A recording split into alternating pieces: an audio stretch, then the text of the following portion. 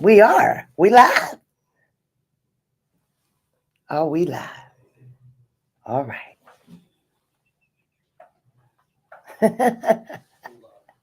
Hey, we are really live, huh? We good. Hey, y'all. Hey, we live. We live. We've been waiting. We live. Okay. What's up, everybody? I'm gonna give it a minute and see so they can make sure that they know that we live. We good. Okay.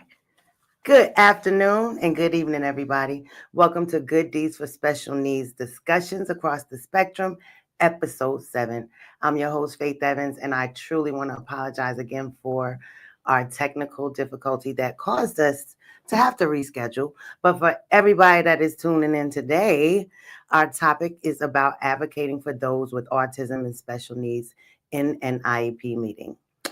Many parents and caregivers may attend or know that their loved one has an IEP meeting, but I can personally say that some of us don't know what that really means.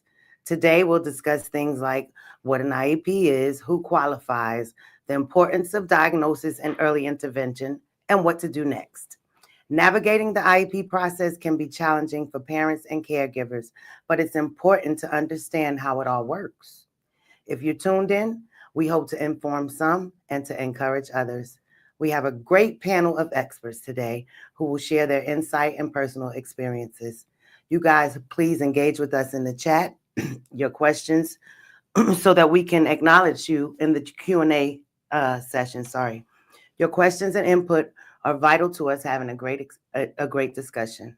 Thank you all so much for joining us today. And we're going to kind of get right into our first panelist since we have had a delay. And she has so much information to share.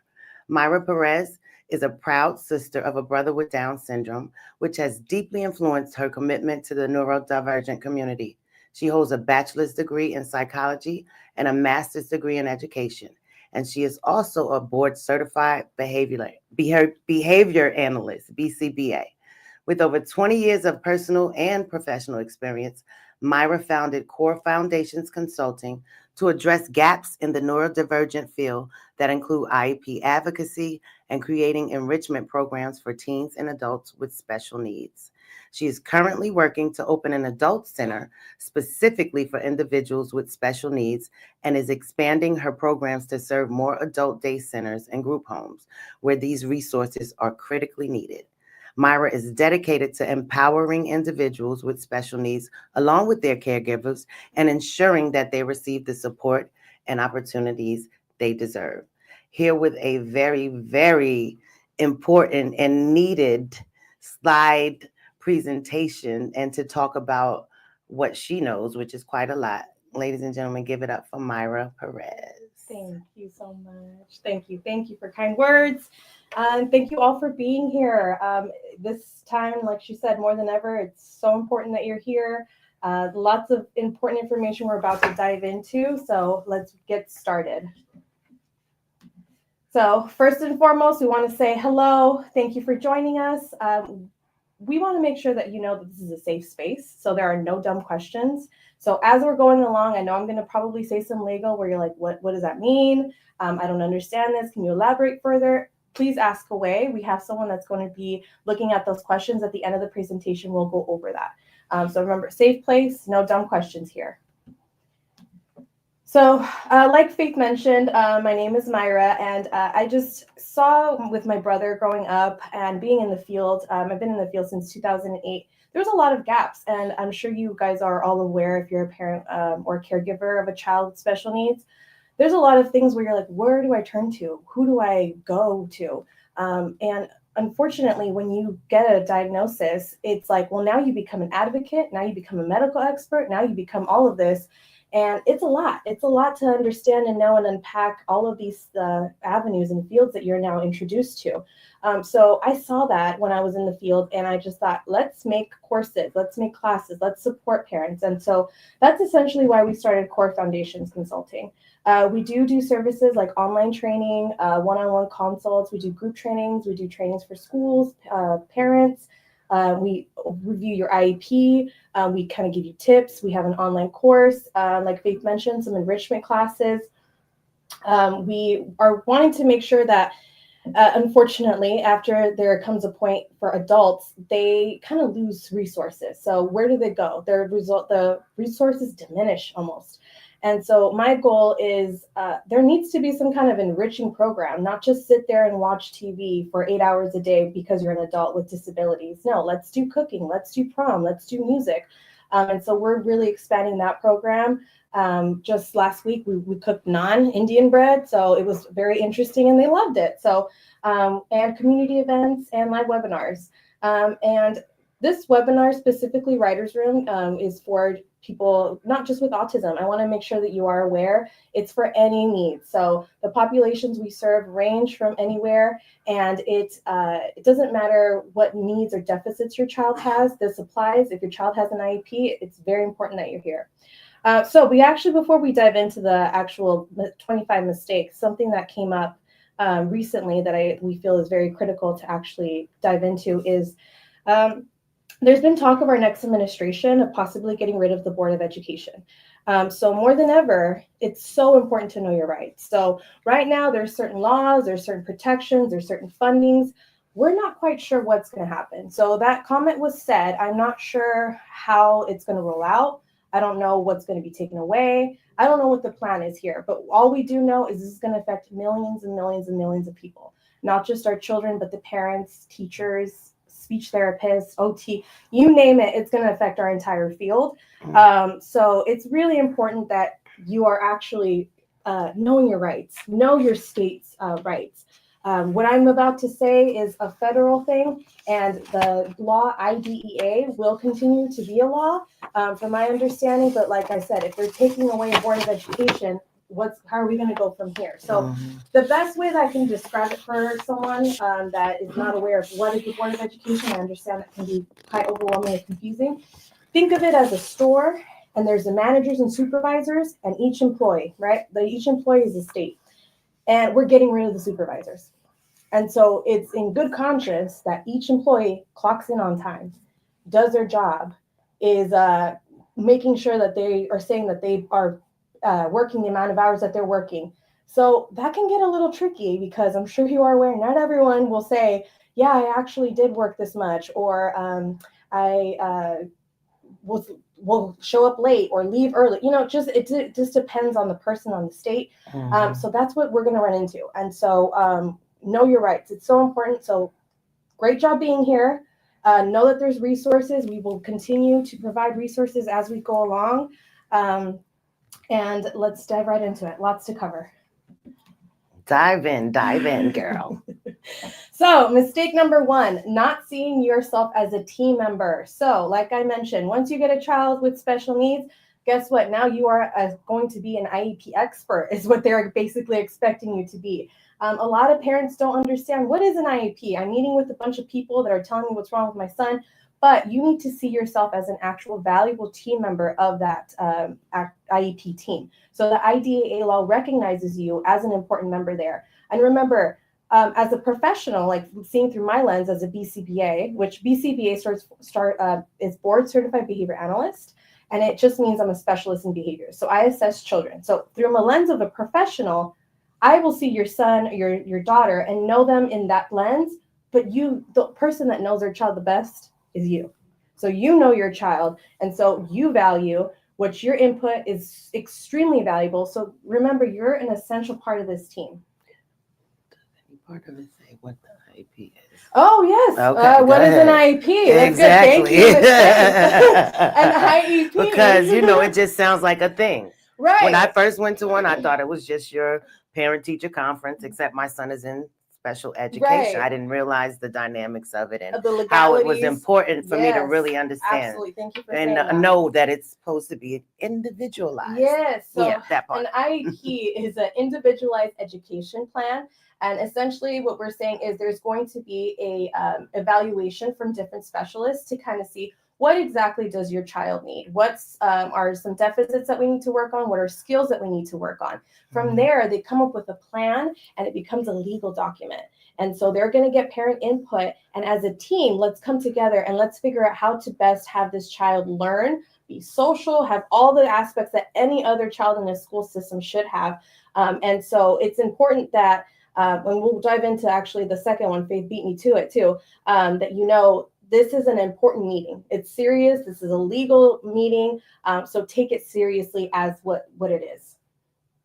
So let's go on to mistake 2. So piggybacking off of that, because it is a legal document, don't sign anything if you don't understand. I get it. There's a lot of mumbo jumbo. Like I'm sure most of you are like, BCBA, what the heck does that mean? You probably still don't know what that means, but it's a lot, you know, SLP, BCBA, IEP, FBA. It's a lot. So I'm aware. Don't be afraid. Just ask questions and say, hey, I don't understand this. Can someone explain this to me? You can have someone explain it to you, like an advocate, a friend, but just hold on to that document when you're done with the meeting. Take it home, review it with someone, make sure you understand it. You're like, yep, I get it. And then sign it. Because they be wanting you to sign it right away before you leave. Exactly. You wouldn't sign if you were leasing a house, rent, right. You know, mortgage, same thing. The most important thing in your life are your children. So take it as such, and as their education, make sure you understand before signing. Mistake 3, not reading your parental rights. So this is a document that they'll give you and explain to you what are your parental rights in the IEP process. Again, familiarize yourself with your responsibilities, making informed decisions, and understanding this is legal. Again, that packet, I'm aware, is not the best user-friendly format. So if you don't understand, ask questions, highlight it. They give it to you every IEP, and they will ask you, do you want it again? You could say yes, explain it to me. Be that person that, you know, over and over and over again until you understand. Don't be ashamed of what you don't know. Like I said, the most important person here is your child. And so that's what we're here for, is to actually protect and guide your child. So mistake number 4 is not putting everything in writing. So let's say you're picking up your son, your daughter, and you're worried that they're not understanding certain concepts in the homework. And you say, hey, I don't think he gets comprehension. The teacher said, yeah, I'll work on that. Well, guess what happens? Sometimes teachers forget.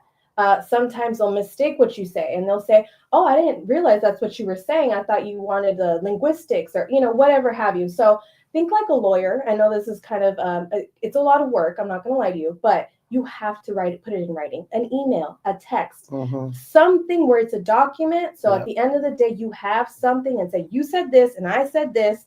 Here you go. Boom. Receipts. Exactly. You want those receipts. Mistake number 5, lack of year-round communication. So you are part of this team. You're part of the manager of your child's IEP. When you go to work, you're not going to work once a year. You don't check in once a year. When it's an important project, you're consistently checking in. Is this working?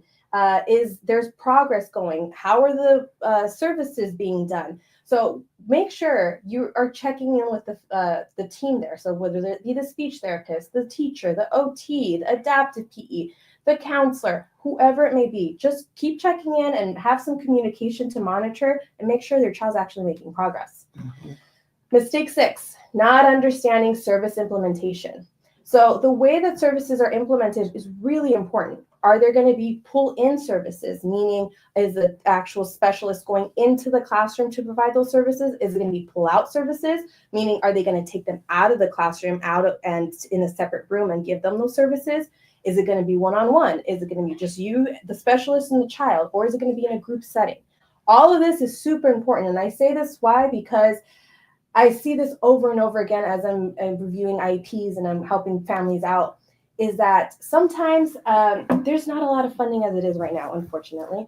And so they'll try to group your child in a group setting. So if your child is nonverbal or is limited verbal and they say, let's do group therapy and speech, let's think about that. Is that really appropriate? Are they ready to socialize? Are we in a place where we can share our time?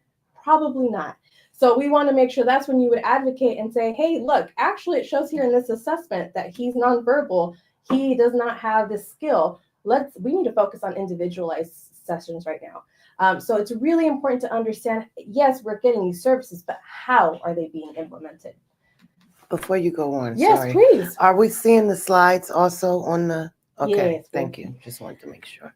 Mistake number 8, confusing medical diagnosis with school eligibility. So Most of the time, if your child gets a diagnosis as a physician, a doctor under the DSM-5, a formal diagnosis, they will get school eligibility, most, but it does not necessarily mean they will. So what they're doing is they're going to assess and they're going to say, are there needs that affect their learning, their social, their behaviors? If there's not, guess what? They don't need an IEP.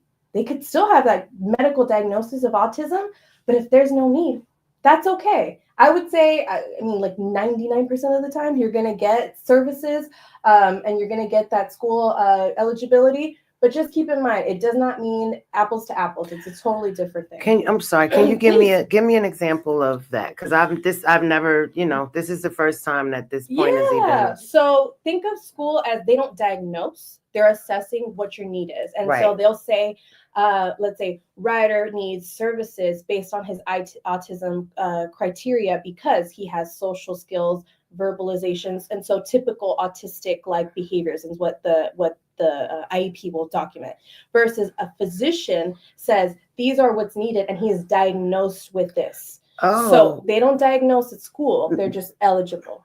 I know that. So what you're saying is basically that, well, I know this because I had a diagnosis before Ryder was in school. I'm just trying to make it clear. Yeah. Some people may go to a school without a diagnosis is what you're saying. They might go to school with the diagnosis and not get an IEP if it's not needed. Oh, you're absolutely right. Because I just told my little cousin, if she's watching, I just told her yesterday, you need to enforce that you want to have a meeting about getting her an IEP. Right. You're absolutely right. Yeah. No, I just wanted to be clear because I'm like, well, you can't get a diagnosis other than a doctor doing that. But you're saying even if you have one, it does not mean IEP. Yeah. Right. Okay. Yeah, it does not equal. Yeah, thank you for that. Mistake number 9 is plans not being followed. So let's say I write a beautiful behavior plan, or the speech therapist has amazing goals, but what happens if nothing's actually being followed?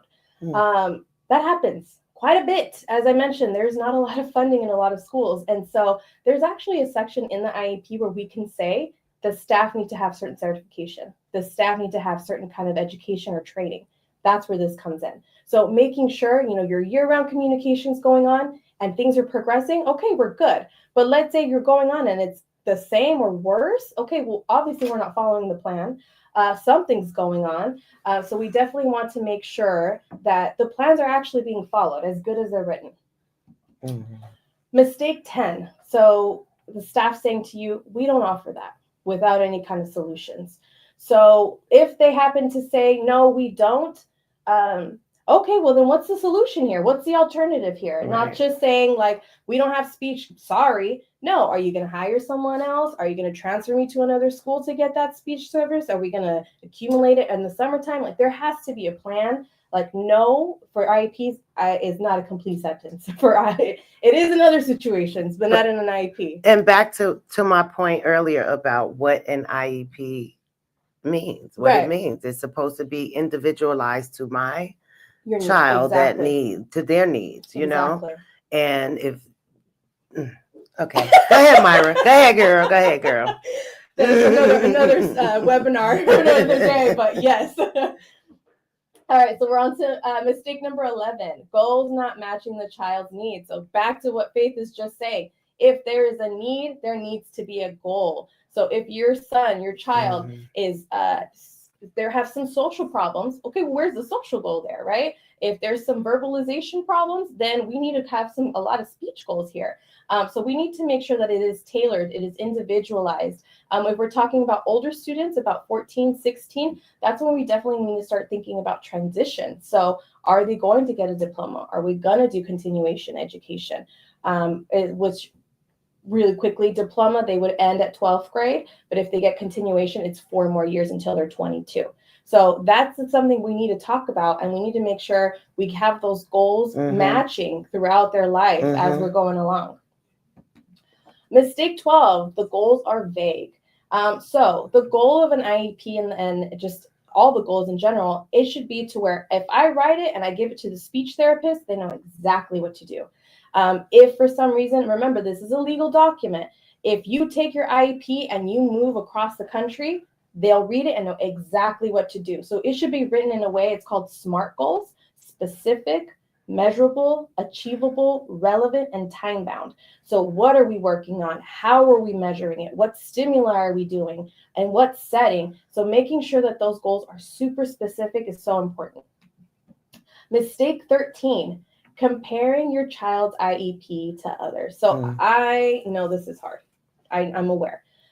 You want your child to, so-and-so got this service, or they're talking, how come I want my son to speak this way, or what have you. It's hard, guys. I'm aware it is hard to navigate this. But remember, this is individualized. This is on what your child's strengths and challenges are. And there's a lot of things that you may not even know. Like, oh, Johnny's getting 2 hours of speech a week, but your child only needs 30 minutes. Maybe Johnny has other things that you're not aware of. So try not to compare. It's individualized based on your child. Mistake 14, not requesting additional IEPs. So what happens if you start seeing there is no progress? You see that things are not adding up. There's something going on. You have every right to request more IEPs. So I've had parents where a year later they said, these are the same goals as last year, and it says no progress. That's not okay, guys. We want to make sure that we caught that early on and we're making changes. So by the time we get to the annual IEP, we've addressed that. So I've had clients, they ask for, and it's annoying with staff, but 30-day IEPs every 30 days until we are aware that this is working, 90-day IEPs. So just consistently requesting when it's needed. You have that right. Mistake 15. So this is the confusing one. I lose some people here. So not requesting a prior written notice, PWN. What does that mean? So a prior written notice is a formal notice that the school will give you when they propose something, when they change something, when they refuse something. So let's say they say, we're not going to give you a behavior plan, and your child is hitting themselves and disrupting the class, and you're like, or they're not going to give you a one-on-one. That's the big one I get. Okay, give me a PWN and why. Give me some, and in that PWN, it's going to say what they did, the assessments, their reasoning. Again, think like a lawyer. Now you got those receipts where you're going to take it to, if you need to go to court, this is what they said, this is not acceptable, or you can counter and due process, all that. But it's important to get that written from the school, why they're denying you certain services. PWN. It's good to know. I believe it's Texas. They call it different names. So, but for the most part, it's PWN. So check in with your state just to make sure that that's what that is. And again, sorry, Myra, no, go because ahead. You're on the road, girl. Go. Well, you're like, bam, bam, boom, next slide. But no, I mean, I do realize that so many parents, like, it's hard to get to the point of understanding that you can do this. You don't really want to question or challenge, and you don't want it to affect your child. Right. But that's really the way they respect you and know that you mean business. Even if you don't know everything, they know you're about business. Exactly. You may not, you know what I mean? Like, hey, well, what I do know is that I'm not happy with the services or the progress or whatever. And it's okay to let them know that. Exactly. And that's the whole point of this again. So absolutely. Back to Myra, ladies and gentlemen. Mistake 16, not getting the draft before the meeting. So if you're going into a very important meeting, you want to come in prepared. So unfortunately, I've had this happen when you ask for the IEP is at 8 in the morning. I've gotten it at 12 o'clock the night before, and I'm like, that's not going to work. So what ends up happening is we just tell the team, we need to reschedule because we don't have enough sufficient time to review this draft. So making sure we have the draft. What exactly are we working on? This doesn't make sense. Highlight it. Ask questions. Have all of your concerns ready before that meeting. Don't go in blind, guys.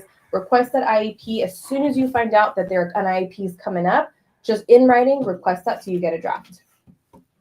Mistake 17, failing to address behaviors. As a BCBA, this is a big one.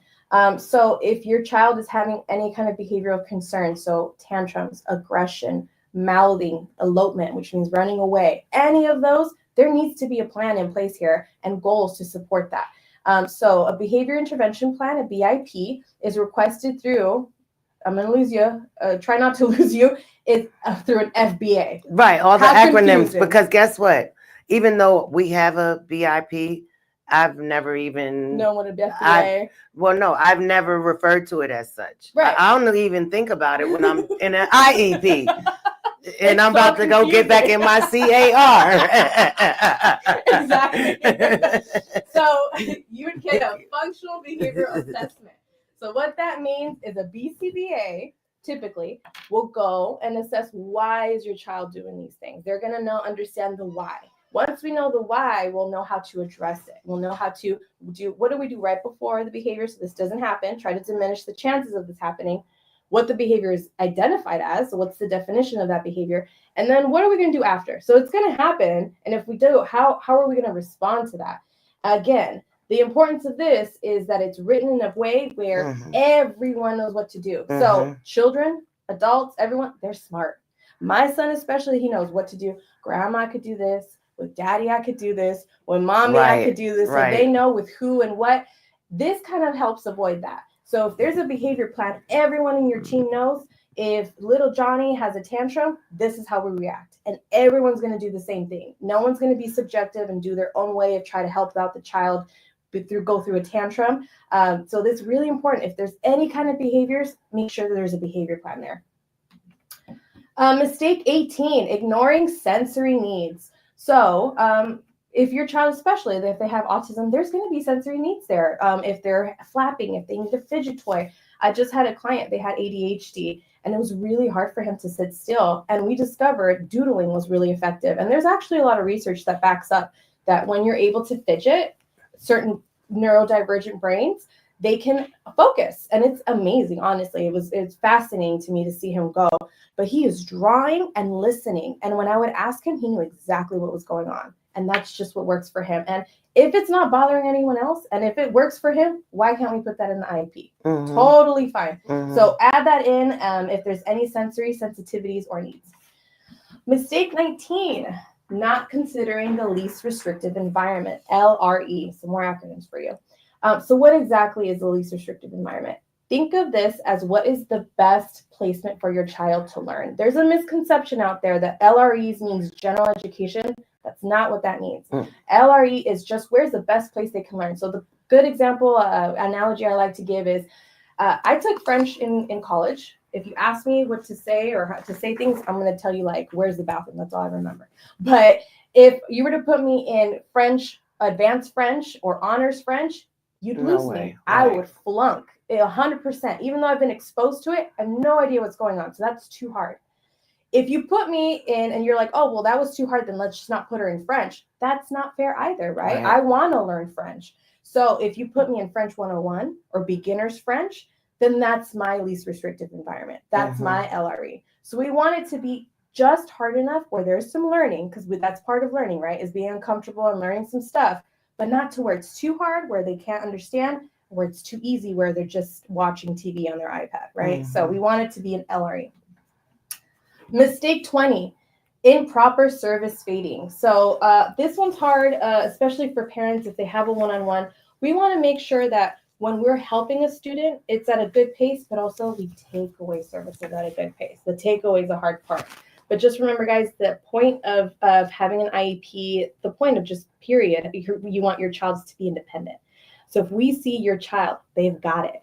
They don't really need that one-on-one anymore. It's okay to slowly fade away. So let's say, and just obviously don't fade super fast. So let's say instead of the one-on-one being right next to them, they're behind the classroom. Or now it's like every other hour. Or now it's a 2-to-1 ratio. Or, just knowing how to fade things so it's not so abrupt. And also fading in. And make sure that there's actual data. We don't want to just say, I think he's ready. No, there's no I think. Show me the receipts to show me, okay, yes, this looks like he could generalize this skill, and let's start fading those services.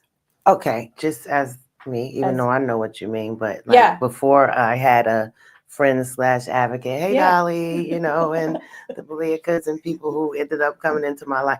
Explain fading, even though we know it means taking and all of that, but in a layman's term for a parent who hasn't even gotten to who's here watching this, that like, hey, I do have an IEP, and maybe they do want to take that next step and question some things. It just it sounds clinical. Yeah.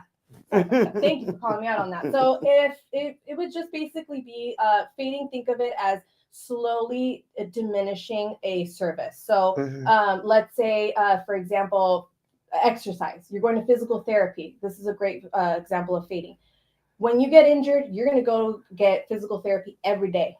And then they see you're getting better. Now it's going to be every other day. And then they see you getting better, and now they're going to say once a week. And then it's going to be once a month, and then once a year until you're done. That's fading. So service fading, same thing for like OT, speech, behavioral support. Anything is just you fade in, you fade out. So making sure it's not too abrupt, too harsh. Good. Mistake 21. Not introducing your child. So as a professional, I see your child for what I see on paper and what they show me during the assessment. You know your child best. So I just had this happen where a child, they were signing more. So for sign language, this is more. They couldn't sign like this. They didn't have the motor skills to do this. So they did this. If I was assessing that child and they came and do this to me, I would be like, yay, yeah, they're clapping, right? But mom was able to tell me this is more. And so now I was able to honor that. And that's a huge game changer, because now it's going to diminish tantrums. I'm sure he now feels respected because I understand what this means. But I as a clinician, it's important that parents tell us, this is my child. This is their favorite color. This is their favorite show. This is their strengths. They like music. They're silly. They love to jump around. Just let them get to know your child. So how do you do that? Do a I know it could be that's what I was about to say, girl, because it could be intimidating. Yeah. 9 times out of 10, you go into the IEP, you're just going there. It's not like, let me introduce my child. Right. And most of the time, my child is in school when I do my IEP. Paper and handout. And you are a clinician. Yes. But typically, a lot of people won't have their you in their IEP unless they know, I need an advocate here with me to kind of, and most people don't have that. Exactly. A lot of people don't. I know that. Right. Right. So how in the real world? How would that look in the real world of, yes. Get a paper. I have an easy handout. You're welcome to email me, DM me, and it tells you strengths. This is, if you want, I even have a little thing where you can put a picture of them. Strengths, needs, behavior concerns, what your concerns are. Just get that sheet. Receipts. Exactly. Email it to them or give it to them the day of the IEP or when they're evaluating your child. So now they know, okay, I have an idea who this child is. So I've had people straight up do PowerPoint presentations where, you could go that route. But, as long as you can do something, an email even, but like I said, if you'd like that handout, feel free to reach out to me. And just for those that may not know, who would they send that to? The person that's coordinating the IEP, whoever it is, administratively. Exactly. Okay. The case manager. So there's going to be someone that's always in charge of your child in the school. So you would send it to them. And honestly, I always tell parents, don't send it to one email, at least 3, because people are on vacation, people are out sick, things happen, go to spam. So you just want to send it to as many people as you know are on your child's team. And boom, here you go. All right, so we're on mistake 22, not documenting your parental concerns. So when you have some concerns, again, have it written. There's actually a section in the IEP that will say these are parental concerns. So we definitely want a record of that so that input is there, and it helps guide further discussions and decisions in the future. It's really important to mom that he has friends. Okay, well then we need to work on to where he can have social goals. Have that so that we can have a good foundation of where we go from here. Mistake 23. This unfortunately is a big one, not addressing bullying. So it happens quite a bit, more than I'd like to see it. But bullying affects socialization, your mental health, the learning. So how are we going to address that? Obviously address that with the administration, because you want to make sure that the other kids are actually being addressed and spoken to. But as far as the IEP, that's actually individualized for your child, you can write social goals. There could be social goals. There could be, do we need mental health counseling now? Do when we're in a group therapy? Now we can work on how to, so-and-so did something you didn't like. How do you navigate to that? Practicing those skills. So we really want to make sure we give them some good skills, some good goals to be able to navigate bullying, because unfortunately that's just what it is. Obviously, like I said, address it with your administration, make sure the school is aware and other, that they deal with it with the other parents, but it could definitely be integrated into your child's IEP. Mistake 24 is inappropriate length of IEP. So I don't know about you, but after a while, when things become about 2 hours long, my brain becomes mashed potatoes. And an IEP as a parent, it's emotional, right? You're going in, you're hearing all the stuff your child can and cannot do. It's taxing emotionally. So what I like to say is try to keep your IEP no longer than 2 hours. If it gets to be about 2 hours, that's when we need to speak up and say, hey, I think we're going to need to reconvene at a different time. Let's re-meet and finish this meeting. If it's shorter than that, I mean, cool. And then you feel like everything was addressed, you have a great team. But just make sure that you feel comfortable with the length of the IEP. And last but not least, the most important one is forgetting that you're not alone. So this, like we mentioned, this is the wild, wild west of special needs. There's a lot of things you got to know. But just remember, you're not alone. There's specialists that can review your IEP. We do that. And you have every right to bring anyone you want to the IEP. It does not have to be an advocate or specialist or licensed professional. You can bring a family member. You could bring a friend. You could bring a professional. Obviously make sure that they know what they're talking about and they actually know the system. But you're not alone. You're here. So amazing that you're here, because this is a resource that we're trying to provide to families so they know where to turn to, where to go, and what to do. So given that, this is our contact information. So like I mentioned, we do IEP reviews. We can look at your IEP and help you figure out, what does it mean? What are some things that are question marks? Does it need a behavior plan? We do have an online IEP course that kind of teaches you the IEP basics and what that process is like. And if needed, we also do advocacy support. So we are in Southern California. We can go in person with you. But let's say you're in another state, you're somewhere else, we can totally do online as well. And we're here to support. And like I mentioned, if you'd like the handout of this presentation, please DM me, email me. I know this was a lot. I can send that over your way. Our email is support@corefoundationsconsulting.com. Our Instagram is core.foundations.consulting. And then there's that QR code. You can hold your phone up to it and it'll take you right to that website. And it should have been on screen, I think, at some point. Yeah, it should have been. But that is me. So thank you so much for your time. Myra. Thank you, Myra. Oh my God, that was super informative. It's funny because one of the questions that came in was, where can I get this? So you just answered that. Thank you so much. Of course. Remember, you guys, you can always rewatch this episode if you missed anything. And I want to acknowledge some questions that came in from the chat. If you haven't already, you guys remember to engage with us in the chat so we can acknowledge you when it's time to answer some questions. So my first one from a Facebook user, I don't have a name. Is it possible that the potential changes in the Department of Education might change the services children are given or how those services are implemented in school? Yes. To put it bluntly and shortly, absolutely. So like we mentioned, we're not sure how it's going to happen or what the plan is there.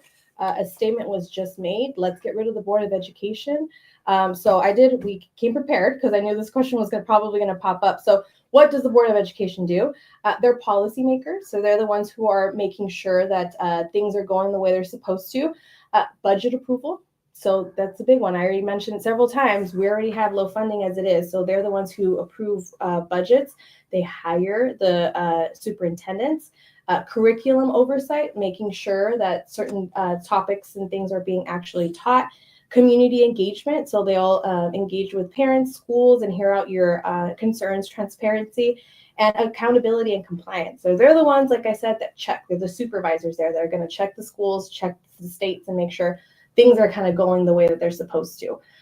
Without that, is it possible that they could just say, we're not doing speech? I mean, maybe if the state says so and decides that, it is scary. We're going to be here and we're going to try to guide you as soon as we know more. But to answer that question, things can change for sure.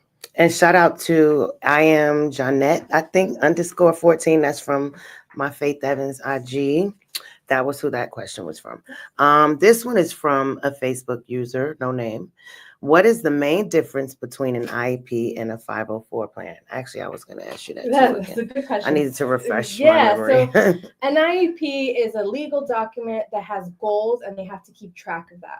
A 504 plan is accommodation. So something I see a lot with like 504 cases would be like a medical need. So like if the child has diabetes, they need insulin at such time. And so that's in a 504. Oh, that's where you implement that. Yeah, a 504, because there's no goals that we need to track. We just need certain accommodations. Or if they have a mild accommodations needed, so let's say like ADHD, and they just want a fidget toy, they can do a 504. But if there's actual goals that you want to keep track of and make sure your child is actually making progress and it's a legal document, IEP is the way to go. Thank you. Yeah. I think this, I don't know what this says. Ridmy? Is this the person's name? This is a fake Facebook user. What does on the spectrum mean? Great question. We're referring to autism when we say on the spectrum. So it's called Autism Spectrum disorder. And don't think of autism as a linear diagnosis. So I know they like to say level 1, level 2, level 3. Don't think of it like that. Think of it more of a circle. There's a huge circle of different domains. So there could be kids that are autistic and are on the spectrum, and they could be super, super social, but they're really rigid. And then there's some kids that could be not social, but really good with math. There's so differences, and it's a huge, beautiful range, and that's why they do the rainbow, because it's just all the colors in the rainbow. So the spectrum of autism. Thank you. This is from at my 3 eyes 72 from Instagram. What if your child had an IEP, but I think she means you took them out of public schools, but still desire assistance? Okay. Like I'm assuming private school, homeschooled. I'm assuming that's what they mean. So once you take them out of public school, public funding. That's my situation, but we're still dealing with that. Go ahead. Yeah, well, we're still funded, but you know. Yeah, so it's you can fight for it. Right. You can definitely fight for it. But if you were to just straight put them in a private school, it's at the discrepancy of the private school what they want to give, like what the services they'll provide. So again, the Board of Education is the one who checks all of the people in public school. If they're getting funding through the government, they need to abide by certain rules. If it's private, they're not getting that funding, and so they don't need to. You can fight for it, request it. Again, everything in writing, even though it's public school or private school, everything in writing, fight for it, show assessments, show reasoning why this child needs that support. Well, I'm assuming if the child has an IEP already, right. Isn't that what she said? Oh, had. So this sounds like, I wish maybe they can follow up with you. Yeah, I have questions for the questioner. You know, like, are they like just pulled them out frustration with right. You know, there's so many layers to probably that answer, but yeah. Okay. Thank you for the questions, everybody. Yeah. This is from Miss Beautiful Kenya on Instagram. Yeah. How can I watch this? You can watch this again because it's going to be on IG, Facebook, YouTube too. YouTube as well. So it should be available for you to rewatch and get all the info you need. Last question before we move on to the next panelist. And this is from a Facebook watcher. If your child has an IEP, does it automatically qualify your child for SSI income? That's a good question. Okay. That's a whole nother monster. Exactly. That's a whole nother webinar, but to answer it, no. So there needs to, that's a state funded program. Think of it like a disability. You need to prove that your child with special needs has more needs than a neurotypical child. And so it does get hard if the IEP is like very minimal accommodations that are academic. So it does not. Will I say usually it does? You know, it can. So again, have those assessments ready. Have your concerns ready. If you do get an SSI visit, you apply. Someone will go to your home and see, you know, how's everything going. What's the child like? Have documentation ready. You know, they get this at school. They're getting ABA. They're getting this. I take them here. I'm already getting IHSS, or you know, what have you. So just have everything ready so that you can basically fight and prove your point that you need that. Isn't it true that in some states, it's only after a certain age that? So it depends, right? In the states. Okay. Yeah. So there's different funding, different states. Exactly. Yeah, exactly. Good because point. I mean, I know I was told by a friend of mine in another state that their kid is getting SSI, and they're the same age as my son, but I was told that not until Ryder is 18 can we. Interesting. In California. We'll and maybe that's that not true either, girl. We'll talk later, Faith. Girl, spill the tea. Okay. Okay. Anyway. Okay. Thank you, Myra. Oh wow. But you're still here. You're not going nowhere. Before we move on, let me let me ask everybody to please fill out the quick survey in the chat for those of you that are in there, so we can better serve you guys. And some of us may be able to, you can always hit Myra up on her social media and in her on her website, email website. Also everybody's website and social media handles should be on the screen when they're speaking occasionally, so you guys can jot down their info as well. Our next panelist, Zakia Binyard, is a native of Newark, New Jersey, Brick City. She's a resident. Oh, she's a Jersey resident. I said that already. She's an alum of University High School, my alma mater. She's currently working with the Three Doctors Foundation. She chairs the Agia Foundation and works as an accounting grants manager for a local nonprofit in Essex County. She resides in West Orange, New Jersey, with her 17-year-old son, who is on the autism spectrum. Throughout her son's educational experience, she's been an involved parent, advocate, and supporter of autism awareness, programming, and events. She's participated, supported, and organized events for autism awareness, like Bowling for Autism with the Binyards, My Goal, Autism Walks in Essex County, Miracle Walks with St. Barnabas Medical Center, WOSPAC, Ronald McDonald House in Philadelphia, Special Olympics of New Jersey, Bounce Out the Stigma, Special Dragons, Lifetown of Livingston, and the Arc of Essex County. Zakia and her son have traveled with Autism on the Seas for the past few years. Her goal is to continue to provide a well-rounded experience for him while managing her own personal life goals and ambitions.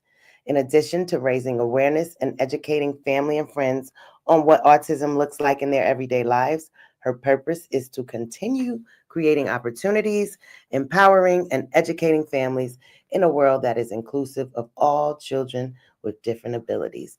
Please welcome Zakia Binyard. Hey. Scat. Hey, Zakia.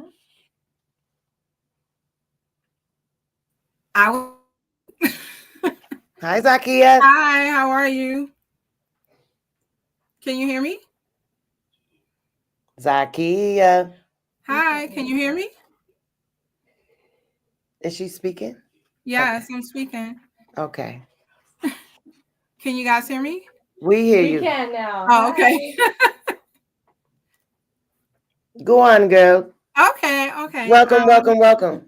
Thank you so much, Faye, for having me. I truly feel honored to be on this platform to just share my experiences and all that I know with raising my son who's on the spectrum. Myra did an amazing job with sharing all of that information. And it's hard to follow her because, what didn't she cover? What didn't she cover? So I'm just going to highlight the things that were super important for me that helped me during my journey with my son and in the IEP meeting. The first thing I want to preference this with is for parents to just give yourself grace. Give yourself grace and be patient with yourself because it's a lot of information. It's a learning curve. It's a life that you just don't plan for. And it's a lot of information that you just have to dissect and digest and make notes. So the first thing I just want to say is just give yourself grace and give yourself patience. One of the first dues that were really important for me when my son started was making sure that you received the appropriate evaluation. When he started, he was diagnosed at Children's Hospital in Philadelphia, but when he started in Newark schools, they wanted to do a district evaluation.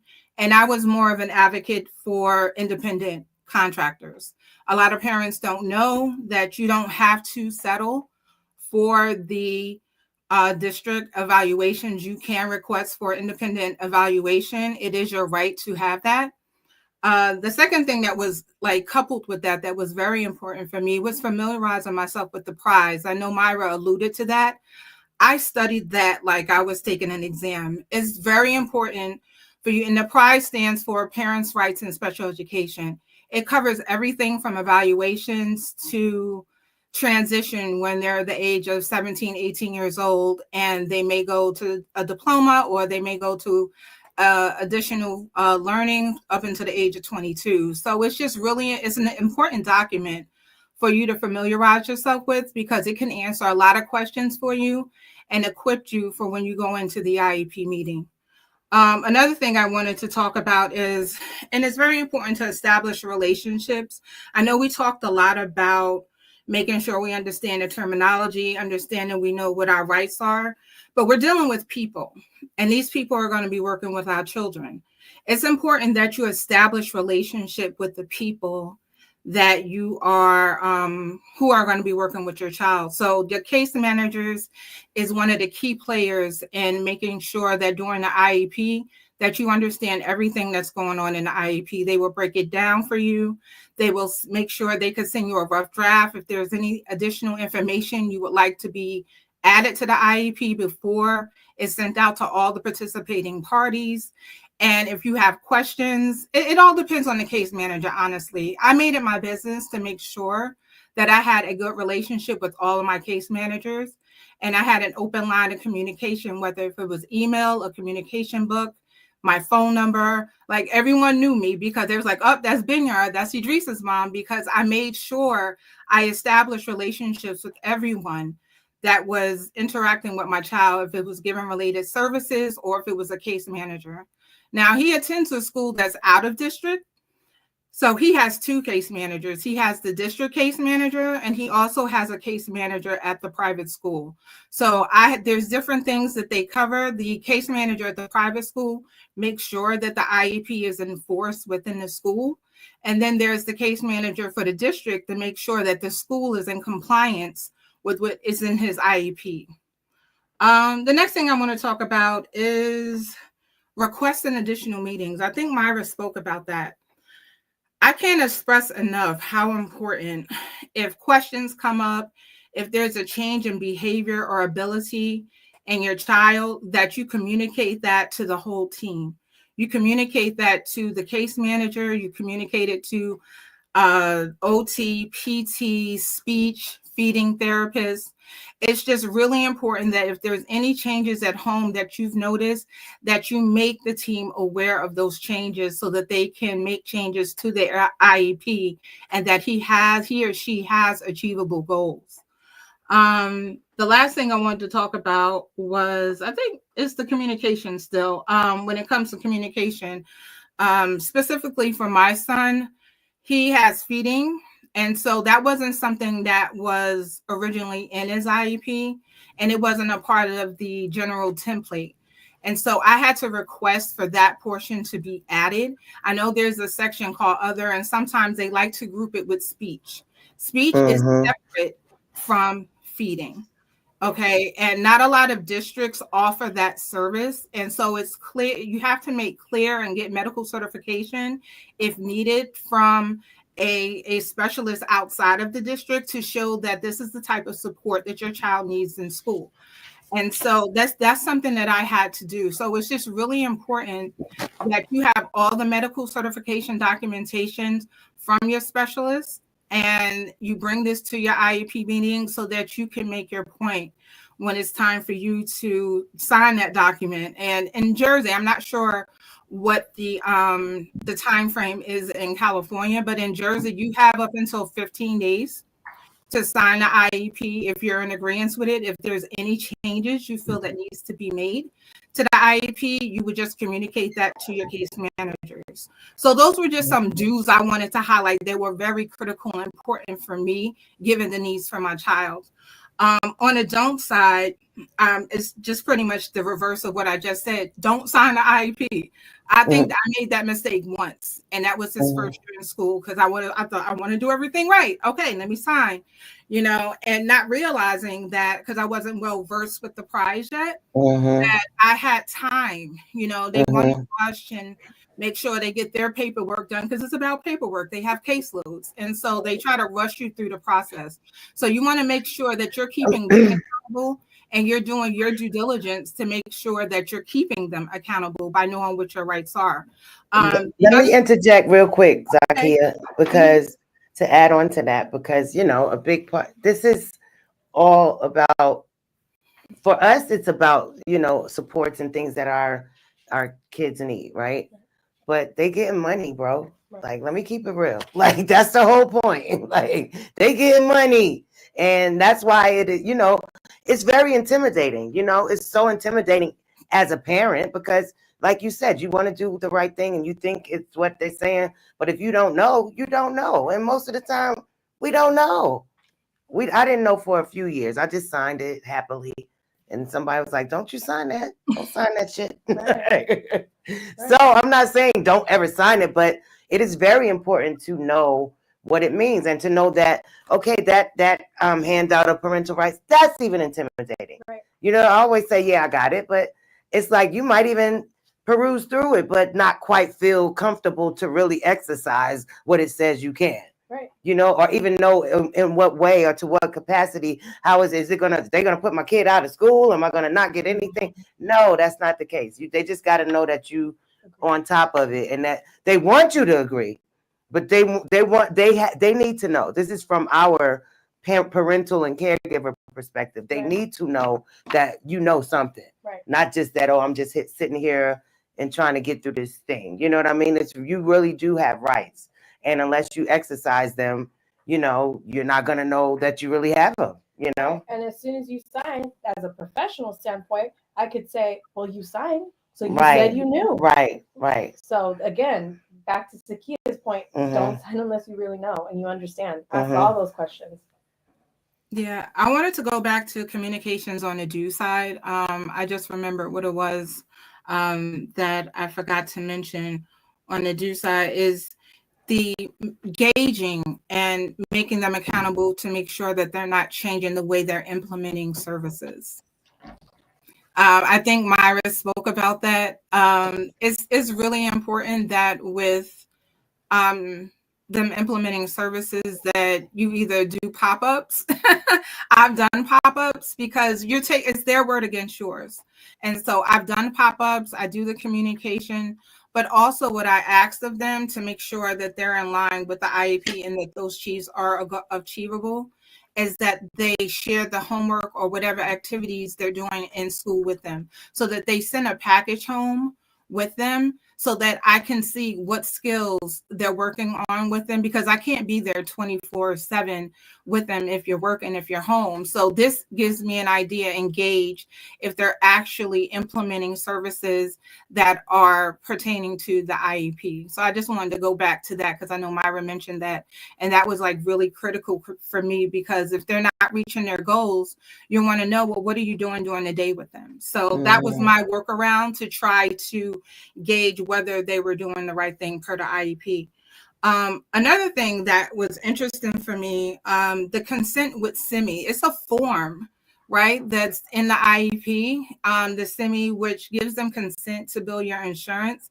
I don't want to go down this road because I know this could be another seminar, but I just want to let parents know you're not obligated to sign that form for them to build your insurance. I had a lot of questions around that. And build your insurance for what? Who? For services. The school? Yes.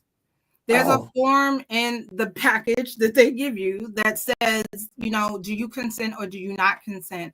And I do not consent to that because laws are always changing. And if the school has a budget to provide services to your children. So if you're signing this form or giving consent for them to build your insurance, I didn't want that to impede on the services that he was receiving outpatient. And if the insurance is billing the school or paying the school and then you're getting out services, there may be some type of discrepancy or reduction in availability and services outside of school.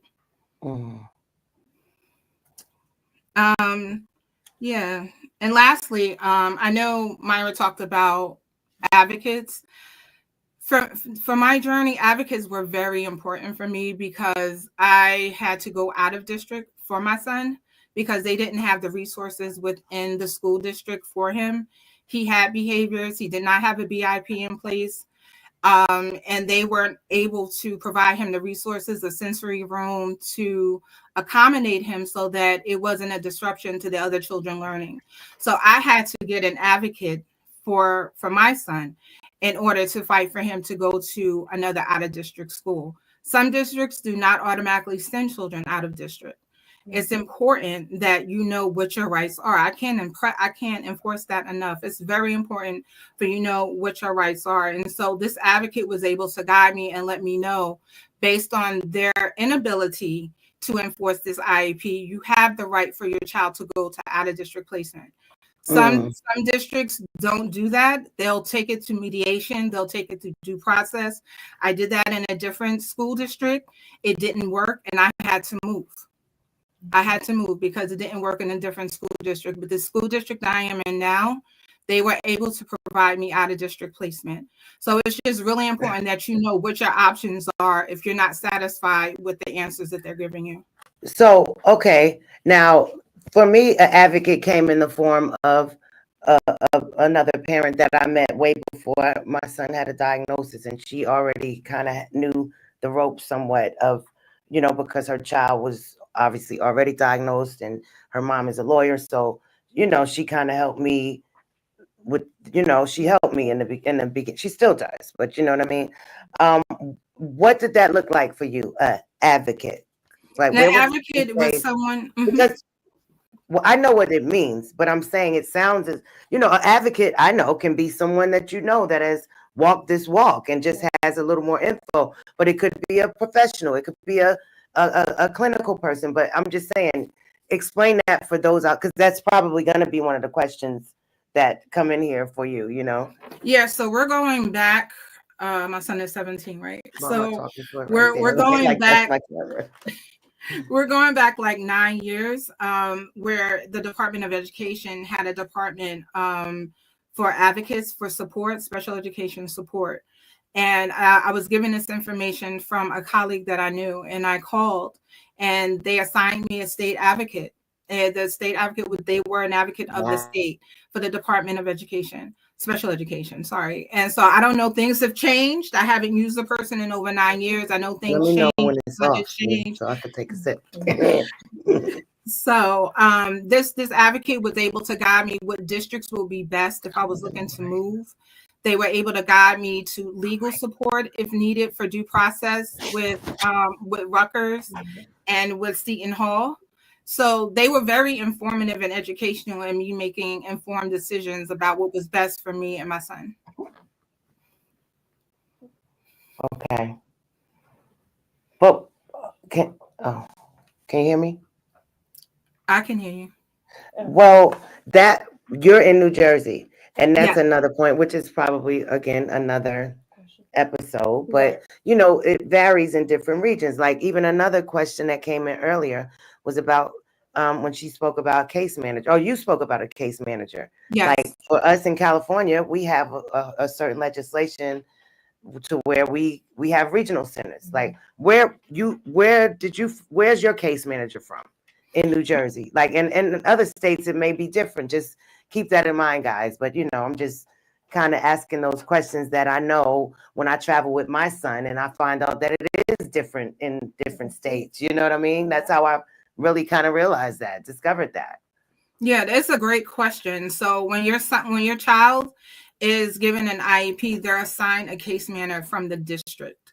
So there is a case manager assigned, and there's a difference. There's in-district case managers and out-of-district case managers. That's specific to New Jersey? Yes. I'm not sure what it is nationally. I know for New Jersey, you are given a case manager through your district. Yes, when they're assigned an IEP. That is correct. Okay. Yeah. And so then when he's in school, I'm going to cut you off, Zakia, but it's a perfect example of what the law IDEA, think of it, the analogy I give parents, think of it like as a tree. That's the tree branch, and each state is the tree trunk is IDEA, and each state is a different tree branch. And so there's certain laws and certain things that they have to follow, but the way they do it sometimes differs. Right. And that's why you got to know, where do I live and what? Right. Yes, there's where do I go for that? Where do I go find this? Where do you know, because it's definitely, I couldn't tell somebody in any other state to go to their regional center. Right. You know? Right. Sorry, Zakia, go back. Oh, okay. So the other type of case manager is the case manager at his school. So in this case, he has two because he's out of district. So at the school, they have a case manager who actually just works with the district case manager and just make sure they enforce all of the parameters of the IEP.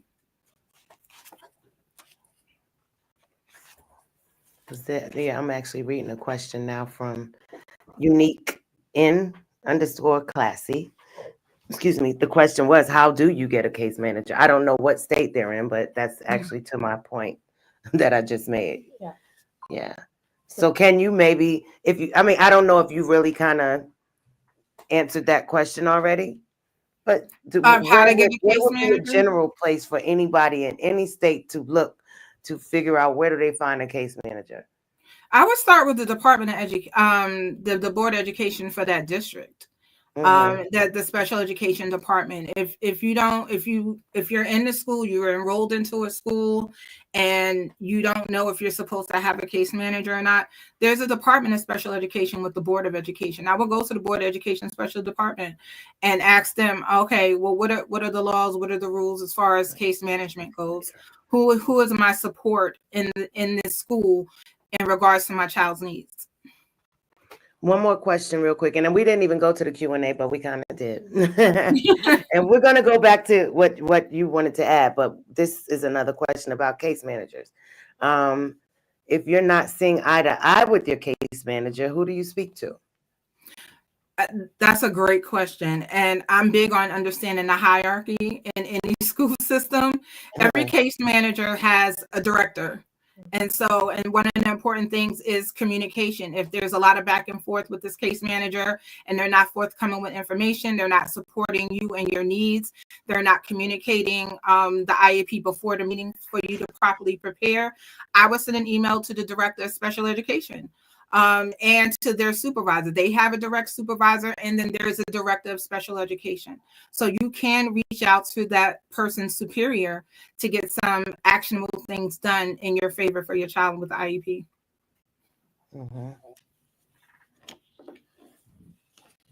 Zakia, before we go to more questions, did you have anything else to add to? I mean, the last thing I wanted to bring up, because it can be a huge thing, is transportation. Because my child attends an out-of-district school, he is entitled to transportation to and from school. And it's important that you communicate with the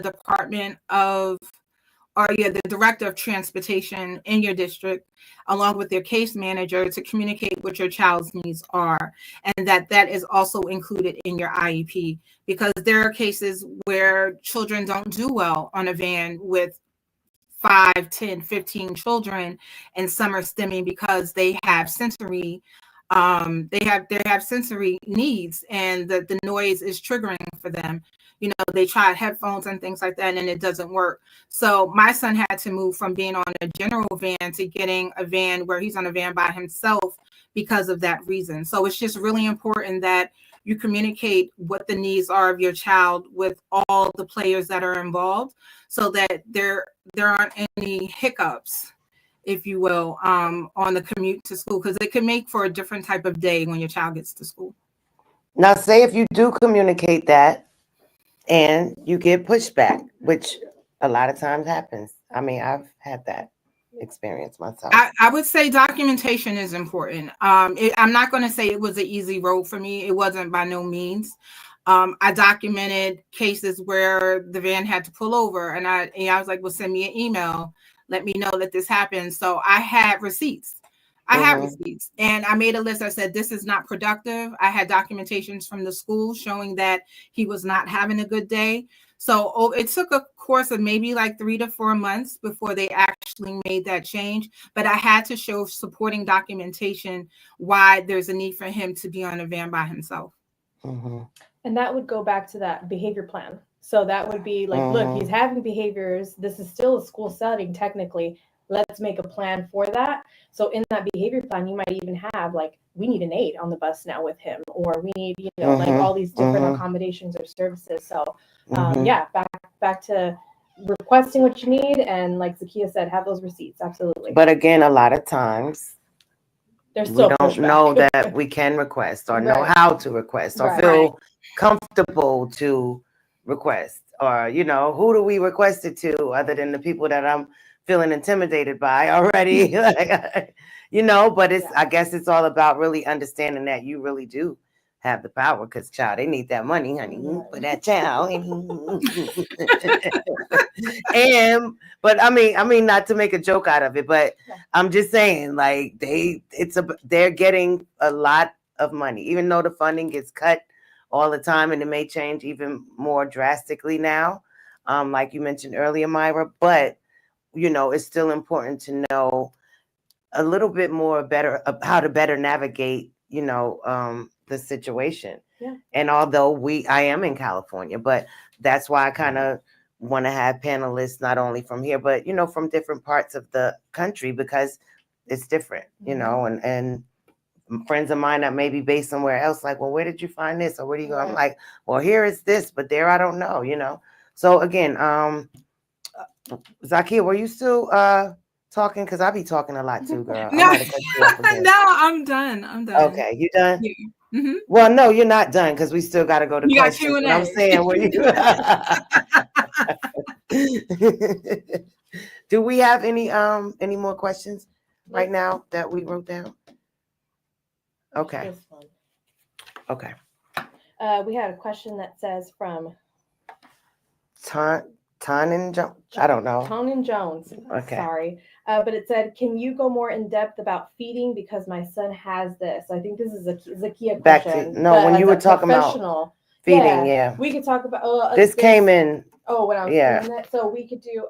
There's different services. So there's occupational therapy, there's speech therapy, there's adaptive PE, there's all these things. But like Zakia mentioned, not everyone has a feeding specialist. So feeding specialists work specifically on the chewing, the textures, and the actual. Oh, I thought. Okay, I thought this was to a whole nother point.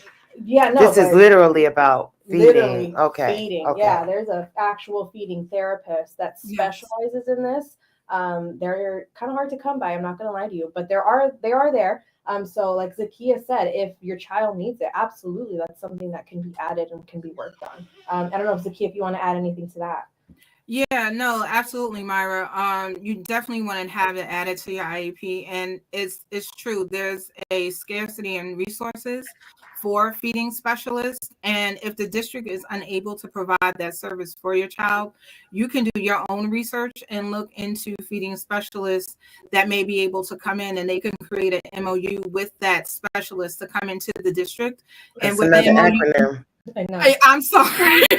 Memorandum of understanding with the district, so that they're able to, it's just basically a contract for them to come into the district and provide the services to make sure they have all the certification needed to provide services to children in the district. Mm-hmm. Real quick, I want to acknowledge someone I see right here, and this is so dope. Thank you. On Instagram, right? Mm-hmm. The real Vanessa with one N _ Jackson.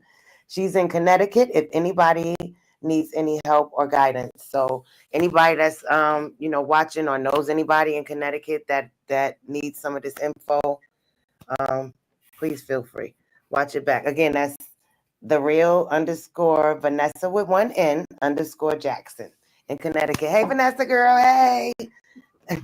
I also wanted to just add really quick that you can also go through your insurance companies as well to find providers that can provide feeding specialists. Zakia, we have a question. I don't know who this is from, but it's what if you don't want an IEP or 504 plan for your child, but the school wants to implement one? That's an interesting question. Right. Well, I'm wondering, why wouldn't they want it? Yeah, that's sort of my question too, because if they have the diagnosis and they're unable to keep up in the general population because of a disability or a different ability, as I like to say, right? You would sometimes it's denial. Right. You would want the IEP Right. I don't think I've ever heard anyone saying they don't want it. I know there's this whole stigma with it, and people don't want that stigma that comes along with it. But I feel like you have to do what's in the best need of your child, and so that they get the services that they need, so that they can progress and become a better person. Like, you know, this IEP is contractual, so that it holds the district accountable to providing your children with the services that they need. Mm-hmm. So I can actually touch base to that because I've actually had this happen a few times with some of my clients. There's a taboo that comes along with this, that they feel like if they get support in the school, that's going to limit their future. And that's not the case. So That was gonna jobs, they just want a diploma. Ooh, They don't. Girl, why am I Girl, why I just wrote that? Stop playing games, y'all. Why I just wrote diploma. Go ahead, girl. Get out my head. Get out my head. Get out my head. So they just want a diploma. They don't care if you had an IEP, if you had accommodations, if you have ADHD. You can still be a police officer. You could still be a lawyer. You could still, there is accommodations in colleges that you can get as well. So they just want that piece of paper that says diploma. Where is it from? They don't care. It just, does it say diploma? And so now, what the day you speak of is who? The employers. Okay, there you go. Anyone that's outside of the school system, you know. Because I have another diploma point, but that's why I wanted to be clear. So yeah, they're gonna, the taboo of it, I understand, but just if your child needs it, why would you have them suffer if there's these services, if there's supports that can help your child? Because think about this, guys, if you don't get them support, their mental health is going to suffer. And it's statistically known, and research has backed this up, that people with special needs or have any kind of difficulties, their mental health suffers much more. And so we want to make sure, why are we going to make their life harder? If they have that support and it's available to them, let's give it to them. If you're worried about their future, talk to your case manager about that. If they actually can't get a diploma and they're going to do continuation services. That's what I wanted to say. That's a whole nother webinar. This is what I wanted to speak on, though. I'm glad you said that, though. Yeah. I'll let you finish your point, but that's something I wanted to say. Yeah, there's 3 ways a person can graduate right now. So in California, so let's keep that in mind. So Newsom just signed this. So, but typically there's in California 2 ways to get a diploma, where it's certain criteria. It's the like general education. It's all of the standardized classes and all that you're supposed to take. Now there's a transitionary diploma where it's less, but you're still getting a diploma. So it's less of the contingency, so less classes, less needs that you need. And then there's a third way where it's continuing education. So that's when your child attends. That's a certificate, though. That's a certificate, right? And that would be until 22, and that's what I wanted to speak to. Right. But I wanted to speak to that because, okay, some people may feel like, no, I want my child to get it. I want a diploma. Not really realizing that point that was made by both of you guys, like, you know, you can extend that part of what they're getting until the age of 22 if they're not on a track or on path to get a quote unquote diploma, just for you to have a diploma. You know, you lose a lot of, and one of our good friends, you know, her son is just turning 22, but guess what? It's not like he even gets to finish the school year. Like, his birthday is in like December.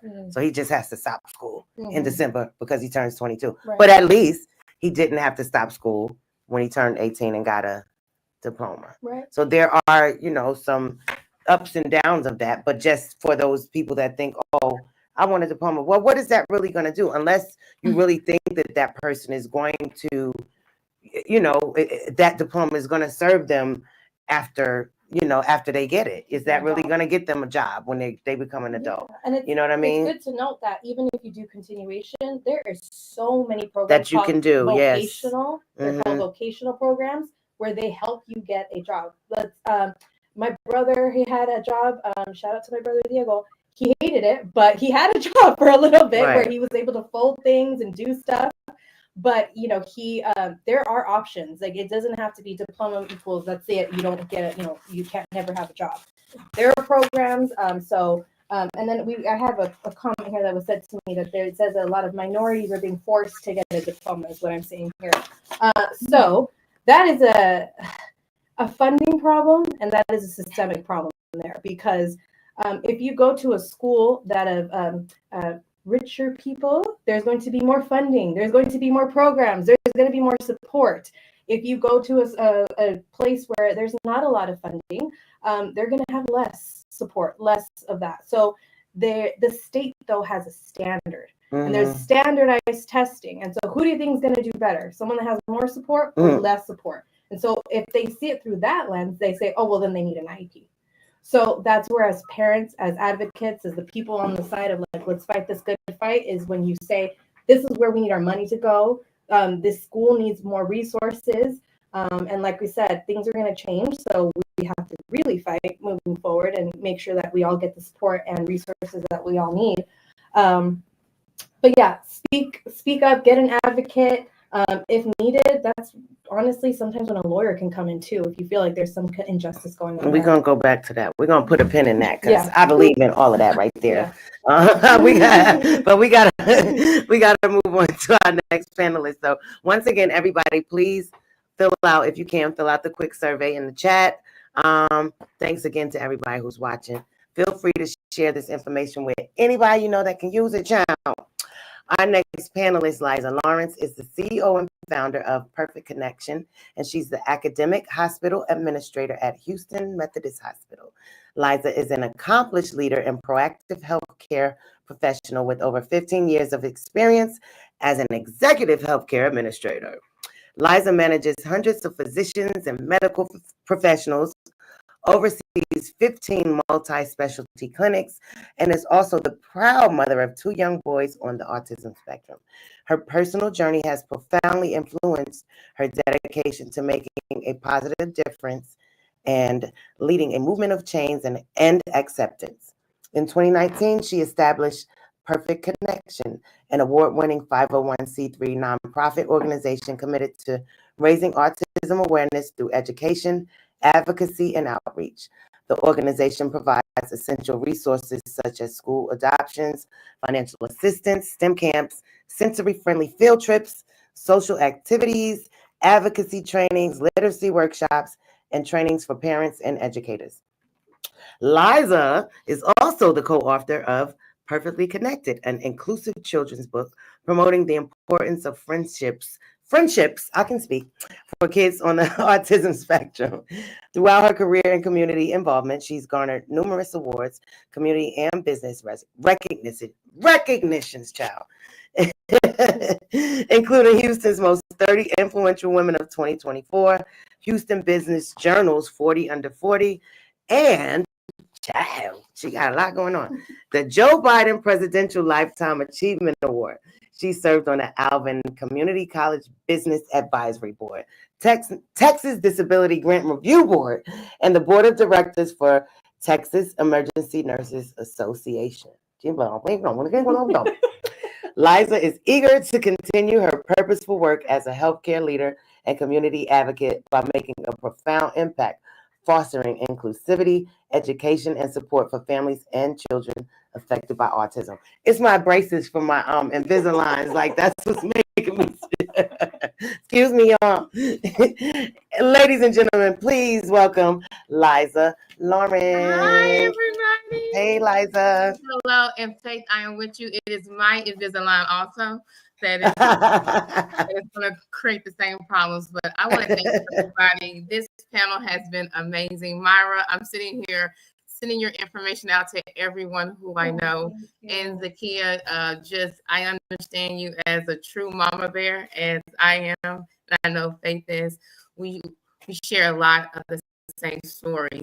And so these 2 content experts has covered a lot of information today. And so I think from my perspective, I'm going to come in just as a mom, right? As a mom with 2 kids on the spectrum, what can we do at home, right? After we get the IEP, because it just doesn't stop at the school. We still have to come home and be able to just to ensure that we are doing our part. But before I kind of go into that, one point I think that's it. When Zakia and Maya was speaking about the academic processes, feel free to challenge as you collaborate with the school districts to look at the academic data. I know from my perspective, reading and math was very important. And sometimes they'll keep telling you, oh, they are doing great in reading, or they are making progress. But as I know with my children, they're very intelligent with autism. They will memorize a book and not know how to read, right? And so it's asking for that data, show me. And when I got the data, he could not read. He just memorized the book, he memorized the pages, and he fooled all of us and made us think that he was reading and just moving through the system grade after the grade. And then we'll look up, then we have an adult who doesn't know how to read. And so that's one thing we do a perfect connection with our literacy camps. We make sure that we are, like Mara said, having those SMART goals just to make sure that we can measure, are the academic tools being applied. I know from my experience, we even suggested different curriculums and softwares to the school district. My son memorized the curriculum. So the teacher was literally giving him the work every day and he memorized it. He manipulated how to just get through it, but still could not read, right? So just asking for that academic data is so important. Just to start off that way. Yes, but just to kind of piggyback, because you guys have done an amazing job of what we can do at home. The IEP meetings, just like Faith said, for me were very intimidating. I was a new mom. I had not, the acronyms were overwhelming. I went in alone at first, and that would never happen again. After that first experience, we hired an advocate. We hired a special needs lawyer. We came armed and ready to collaborate to make sure that we get the proper goals. And once I began to educate myself, we printed out the vocabulary terms, right? We asked what every acronym meant. And then we were able to then work with our BCBA therapists at home. Creating that structured environment is so important, right? Establishing a routine that provides structure and predictability. This can help the child transition more as they go from school to home to school to home. And that's so important for success. Reinforcing those IEP goals when they go home also, right? If reading and math is something that you fought the advocate, you paid a consulting firm to put into the IEP, what are you doing at home also? Ensuring that you are putting forth that effort. Some examples is if it's reading, including reading time at night, after they take a shower, after they take a bath, including those goals into your routines at home and creating those SMART goals when you're at home also, right? Communicating regularly, just maintaining open lines of communications with the teachers, with the art coordinators, with the speech therapists, with the school psychologists, and the school counselors. Just ensuring that you are putting your pulse and having touch points on your child's progress. And provide consistent support with the homework and projects. It just makes sure that there is consistency in the learning approaches, right? Knowing how the teacher and the therapist and everyone kind of is implementing those learning tools. For example, my son's speech therapist, she makes sure when she talks, she opens her mouth really large and really wide because his tongue is heavy, which causes his speech and his elocution to not be as clear, right? So she makes sure whether it's at home, in home, therapists, grandparents, whoever, when you speak to him, use your mouth very widely, talking with your tongue showing. So if we all have the same approach and do the things at home that they're doing in school, then we're on the road to success. Another thing that we really want to talk about is encouraging independence. That is our goal. That's our ultimate goal, is for our children to be independent, to live on their own, to be successful, to have lives. So if we encourage it, allow your child to try the task on their own. I know as a mama bear, we have our hand held tight on our kids because this journey is hard. There are a lot of no's, there's a lot of what they can't do. And so we have to make sure that we stay positive as parents and caregivers to point out their strengths on what they can do. So really empowering and enforcing independence is key. And so another one is really to seek the resources and the tools. I think Zakia had pointed on this. Educational resources, like Mara said, apps, tools. There's so much technology out there that we can utilize and that we can implement at home, just to make sure that we're being consistent kind of across the board. And one of my favorites is creating a friendly study space, right? If the environment is fun and innovative and some of their great motivators, whether it's fruit snacks or some healthy snacks, or whether it's the iPad or things that we know that can motivate them, creating that creative space really will help the process go by smoother and just to be consistent. And as we hear from California to Texas to Connecticut to Louisiana, staying informed and involved on the laws, staying informed on state legislations, being involved, being a part of groups, being a part of support groups, mom groups. Things change constantly with insurance, knowing your employer benefits, just being a full circle involved really can kind of help you to do that. Here at Perfect Connection, we really empower our community with educational lunch and learns. Those are very important to us, and that's how we make sure that we consistently educate our parents. We have different topics, whether it's from our board of directors, from our BCBA, that brings topics to politicians, to other parents, to professionals. We make sure that we educate. So just continue to staying educated is just going to be key. So, just using positive reinforcements and just communication and collaborating with the school district. A lot of times it's us against them, right? And we really want to change that trajectory. Faith is right. They have a lot of money, but unless you ask for it, you may not get it. And so that can create that tension sometimes, because why do I have to ask for it? But that's okay. I'm going to ask for it and we're going to work together, because if we get along at the table and we all work together, then it's all for the same common goal.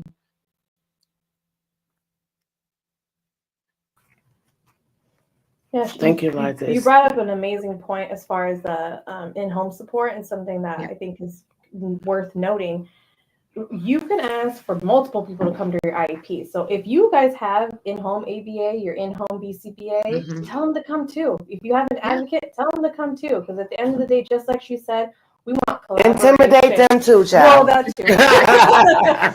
We want collaboration. We want consistency. We don't want it to be like at school they're learning on an AAC device, but at home they're doing sign language, and then at speech they're doing verb, and that has happened. I have seen this. And by the way, your child is amazing. I say put them in Las Vegas, have them memorize the cards so we can gamble and win some money, because apparently they have amazing memory.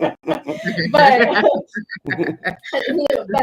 we want to make sure, like, what do they actually know? And like I said, children know with who and with what. Where can I get away with what? So ensuring that we all get together and collaborate and share exactly what are we actually working on, what can they do? Super important. So thank you for bringing that up.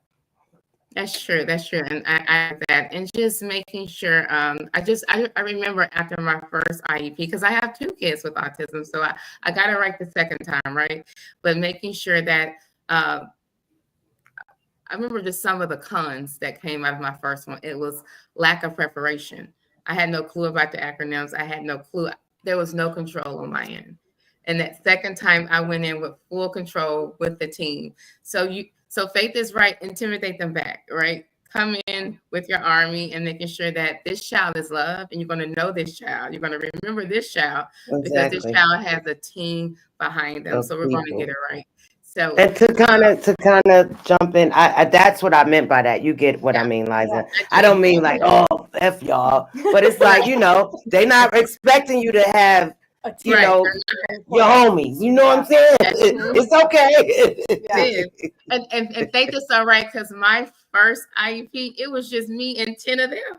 And I was just right, there, exactly. What is going on, right? But second time around, it was 10 of us, right? And it was and it was 10 of them, and we got to a common ground. But I wasn't prepared, and that was something that I had to learn. We had communication breakdowns. I signed the IEP just like everybody else, on like this call without knowing it. There was insufficient goals. There was lack of just involvement. I didn't know who was supposed to be there, who was not supposed to be there. I remember the teacher wasn't even there. They sent a teacher's aide, and I could have challenged that, but I didn't know that, right? There was no input from my kids and what their thoughts were. And I failed to monitor the process. But that's how Perfect Connection was started also. All of my mistakes created an opportunity for a parent to not go through anything that I went through. And so that's why we have a Faith, that's why we have a Myra, that's why we have a Zakia here, so that parents everywhere do not have to go through what we went through, because we've made the mistakes for you. And so we are here to kind of just make sure that we can just empower and continually and to engage the community. But bring support, bring an advocate, bring Myra if you need it. And I'm not even going to lie. I mean, of course, it's very important to just on your own, get somebody that can explain things to you more. But when we're talking about just the intimidation factor, even if I just came in with one person aside from myself, it's what's unexpected, unless it's just a two-parent thing, It's just like, oh, I got somebody with me too. They don't know what they do. They don't know. That's true. That's true. It could be my uncle that's a lawyer. Like, they don't know. And that's true, Faith. And you get a different response.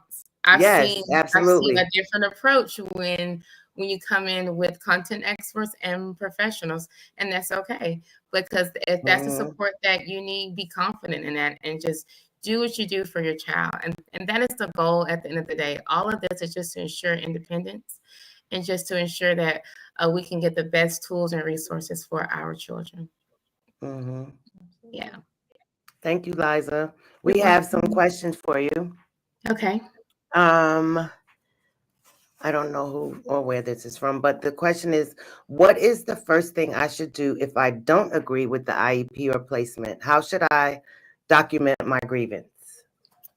So for me, and of course, just like we talked about here, every state is different, right? So I have an advocate, and I still have an advocate, even with all that I do. So I first communicate that at the time. I communicate that at the time of the art meeting. I don't wait till afterwards. I say, I don't agree with this, or I need more details, or I need more time, or let's take it offline. After that, I do communicate, just like Zakia said, via email, what my challenges are, and I include everyone that is involved on my side of the house and on the school side of like the house. And then naturally, here in Texas, we have our coordinators. And so our coordinator would then be that liaison to communicate with the proper personnel to get to that solution. So always communicate, always put things in email, and make sure that you speak up in your art meetings. Do not feel forced to agree with anything. Challenge it. Ask those questions. Okay, so I'm going to ask you the same thing I asked the other ladies, because, for that parent that, what did that look like for you? Finding this person that you consider that is your advocate. Yeah. Like, yeah. What if I don't know where to, what is that? Or even if I know what it is, how do I get one, Right. And then how much it costs, right? And so lots of questions, because that's another question, right? So no, for me, I just remember coming home devastated from that first IEP and just feeling like the worst mom ever. And so for me, I was a part of a Facebook group for autism moms. And so now what I participate in, Perfect Connection now has for other moms. And so I was able to just put into the chat, where do I find an advocate? And so at the time I had Karen Cunningham, who is a robust advocate here in Houston, Texas. I was able to find her on social media. I found videos, I studied her, and I sent her a direct message, and we had a consultation. And what I like about a good advocate like Karen, she came to my house and she took an hour to just look at my kids, and she watched my kids. You can't sit in a room and advocate for kids that you know nothing about. She watched their mannerisms, she watched how they moved, so she can speak to and challenge things. And so we went through a consultation. I did have all the proper paperwork. You need to have your official diagnosis which is what I have from a clinical professional. Like Myra said, there is a difference between what the school deems for eligibility to what the medical professionals have. And so I was able to provide the diagnosis, current IEPs, current BIPs, current FIs. I was able to have all that paperwork in place for her to review. And then that's how we got started. Advocate is not necessarily always free or even cheap, right? So it is an investment into our children's future. It's a private entity, and so they have different rates and different prices. But there's organizations like Perfect Connection or other organizations that can kind of help you to offset those costs. But looking at your Facebook groups, reaching out to other moms, reaching out to other organizations. My special needs lawyer, I actually found at a conference. He used to be a principal and became a special needs lawyer. So just networking. And just to kind of chime in, that's true. It may not always be free. It may cost. But an advocate can just be someone as simple as someone that you are familiar with that knows a little bit about how to kind of help you navigate. Now, it doesn't always have to be someone for hire. Just FYI. But sometimes we're not as, especially in the beginning of walking this walk, fresh diagnosis or what do I do? You're not wanting to feel so comfortable with grasping onto somebody with this thing I'm still trying to accept or, come to terms with or may have some shame or whatever guilt about. But, for me anyway, and again, shout out to Dolly because my son was like 2 years old. I knew something was wrong. Didn't have a diagnosis yet, but I'm like, no, I know he should be talking, And I just started just taking him independently to like speech therapy and OT therapy. And I met another parent whose son was the same age, but she already, like I said before, he had a diagnosis and she's kind of already going through it. So she actually went with me to my next IEP.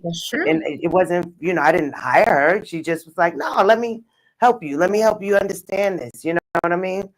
So just FYI, because that can be intimidating too. Like, cost. It's not always just that. It's just information and someone that's not gatekeeping, as Zakia likes to say, gatekeeping the things they've learned and the things they've gotten out of their experiences that might help somebody else, which is back to why we're here today, Yes. And thank you, ladies, again. I'm looking at your phone like this is my camera. We have some more questions, so I'm gonna really dedicate some time to these 1, 2, 3, 4, 5, 6. We're gonna try and cover these in while we got some more time. How often can someone ask for an IEP? Do you want to answer that, Liza? Sure. I know for me, I've done a 30, a 60, and a 90-day IEP because for me, it's me gauging where my son's needs are, right? And so, but I definitely would love to hear from. So a parent has a right to ask for one whenever they think it's needed. Absolutely. Okay. And that's really you being engaged at home, right? And keeping your pulse on what's going on. Well, whoever asked that question must be engaged. They so are ask engaged. For one, boo. This is from YouTube, taken by Surprise 869. Okay, Surprise. Can you speak about meltdowns and how to handle their meltdowns? I think that is definitely a clinician question because that varies from child to child and family to family. So there's a lot of subjectivity in that question because my definition of a meltdown can be different from Faith's, can be different from Liza, can be different from Zakia. So everyone has a definition that's different here. So I think the most important part is to kind of list out what exactly are we looking at. So what behaviors are we trying to diminish? Is it hitting? Is it spitting? Is it them falling to the floor? Is it just crying? So it varies. And so how to handle that would be, if your child does have ABA, that's when they would focus on that, and a BCBA would come up with a plan. If it's through school, that's again goes back to the behavior plan, and having the BCBA again do an FBA and coming up with something where it works specifically for what we're targeting. As a parent, though, they have resources. So like here in California, there's regional center. I am a BCBA, so that's actually my job, is I do help parents navigate through learning of certain behaviors. Excuse me. And I am aware, regardless of the state you're in, there is a wait list. I am well aware. So when I assess children and I send them off to go get some help, the time varies. And so I know a lot of parents are left with, okay, but what do I do in the meantime? I'm going to get services in 6 months to 12 months, what have you. Just reach out to that. If you have the agency, reach out to the agency to see if they have some certain resources. Like I mentioned, that's actually one of the courses that we're coming out with soon, because it's consistently popping up where, yes, we're going to get some support and help, but what do we do until then?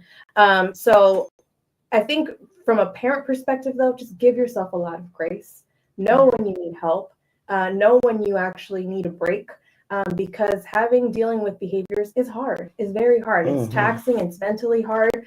And so asking for help when you need it, and knowing that, again, you're not alone. There's a lot of us out there that can go and support and help you. If you have specific questions, feel free to DM me and I can dive into that more. That's definitely a whole, which we, probably one of our previous episodes, speaking about things like supports for like respite care and IHSS. You know what I mean? Yeah. Anyway, but that still varies from state to state. Right. But in moving on, let me just remind you guys, you can always reach out to any of our panelists directly. Let me cover a few more questions, and you can rewatch this, you know what I'm saying, and share it too. Liza, what if the IEP team won't listen to my concerns? What should I do? That's from a Facebook user. You are in total control, right? And so you can always escalate things up. I think this was touched on earlier. Everyone has a boss. There is someone over everyone. And so I know here in Texas, there has been times where my voice was not heard. And so I went to TEA, which is the state of Texas education administration system. I went to the state, right? And then the state can open up an investigation and the state can move things if you can't get things moving. So it's just really about knowing your protocol, knowing your hierarchies, and knowing that you have rights. Yes. So always feel free and keep everything in writing. Everything in writing. How do you? Oh, this is a good question. It says specifically for Liza. How do you handle the public when your child or children are having a meltdown? That's a really good question. I actually take that opportunity to educate. I just remember one time being in Target, and this was early on, and my son had a complete meltdown. And I remember at the time, a woman told me he needed a spanking. And so I knew my child, and so I knew how to de-escalate and decompress him, and I was going through those motions. But I also took that time to educate her. I said he actually has autism, so he's oversensitized. It's lights, it's noise. And so at the same time, I know how to calm him down. I know how to count to 10, how to give him a tight hug to kind of calm him down. And I just educate, but I don't worry about what people say and what people think. And if anyone has anything to say, I just take that time to make it positive and just to educate them. They're going to have meltdowns. Don't stop yourself from going places because of the fear of meltdown. And so I just want to make sure that parents make sure that they have that. One key point too I want to bring up, I know it wasn't a part of the question, you can turn it into a positive. I remember at my place of worship, there were parents who were not going to place of worship because of fear of the meltdowns. Well, you get with your place of worship, and then they will create a sensory friendly space for children on the spectrum. So now it allows parents to still be able to have normalcy within their life, not any hurdles, and then the child can have a safe space to kind of go as well. So using everything as a positive is key. Be a part of the change, making a change. Yeah. Someone asked, what is a BIP? I think I know. That's a behavior intervention plan. There you go, Faith. There you go. How do I get a special needs lawyer? What if I can't afford one? And I know that there are, I mean, I've had to use one every year when I do due process with my son, but I think what a lot of parents don't know, some of them may ask for a retainer, but some of them may not. And they automatically get paid if you do have to go through that whole due process thing with the school district and you end up getting reimbursement or whatever. The lawyer get their money before you do, honey. So they're going to pay them. So you might be lucky to get someone that may not want a retainer or may, kind of just work on the fact that they know they're going to get their money from the district. They get paid first. I do know that much. Liza, what is the first thing I should do if I don't agree with the IEP placement, and how should I document my grievance? So again, it goes back to if you do not agree with it, then communicate that, right? And make sure that you have the proper hierarchy involved and the proper professionals involved, just to be able to put that in email and kind of start those conversations, but making sure that you follow up as well, right? And so if you haven't had a response within the time frame that you set, my time frame is always when I first initiate a grievance or complaint, I would like a response within 24 hours. If I don't get the response within 24 hours, then I'm going to continue to respond until I get like a response. And we will continue to escalate until we get a solution. Right. And we're not stopping until we get a solution, even if we got to go to TEA, right? So figure out in your state, what is the highest level of hierarchy, and start the protocol from there, and knowing how to escalate, but create your own boundary. My timeline is 24 hours because it's my child. And just create that and just continue to communicate. But everything over email, guys, please make sure you have an email trail. We got another question from Hey Quan. This is one of my faithfuls. He in Connecticut. Hey Quan Grant _styling. Is there anything us non-parents can do to help raise awareness, or as a society to help those on the spectrum and with special needs in our communities? And I think the fact that you are logged on here today, actually, that's a big part of that, Quan. So thank you again. And to all my faithfuls in my family, my friends, and everybody who tried to log in last time or did log in last time. Again, we apologize, but I'm so glad that you were able to join us again. Thank you to all our panelists for all the information. Oh my God. Everybody's like, where can I get the slideshow? Can I call this one? You guys might have some, a bunch of extra pings, after today. But this has been such an important discussion. Make sure you guys connect and exchange information with others from your region in this chat or via social media. Remember, you are not alone in this journey. Building a supportive community and sharing our experience. What? Oh, I'm sorry. I thought he was telling me I'm over.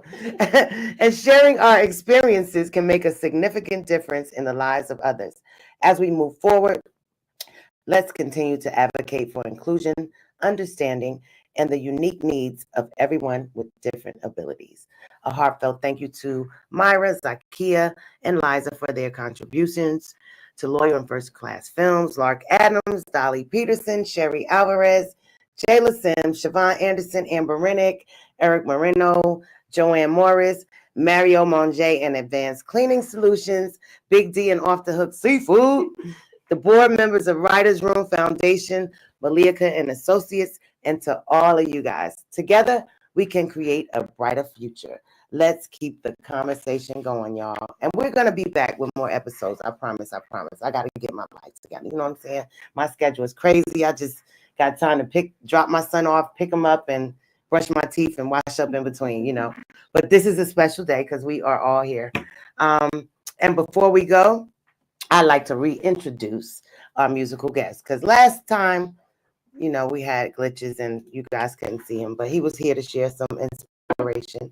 He's actually a good friend of mine who I met when we were both breaking into the music business. Rufus Black is an accredited recording artist, singer, songwriter, and producer representing Youngstown, Ohio, Well known for his hit single "Out of Sight," he signed with Jimmy Jam and Terry Lewis's Prospective A&M Records in 1997 by way of the producer Chad Elliott. He released his album Credentials through their imprint.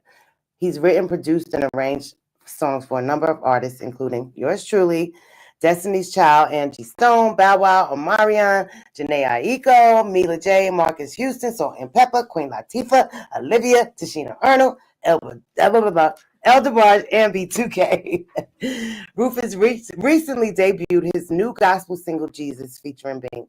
His upcoming gospel album, Holywood, will be released on his label Silent Success Entertainment through Brand Artist Coalition, along with his partner, Melanie Dickerson. Here to share some inspiration with us as we close it out is my bro, Rufus Black. Yay. Where's Amber?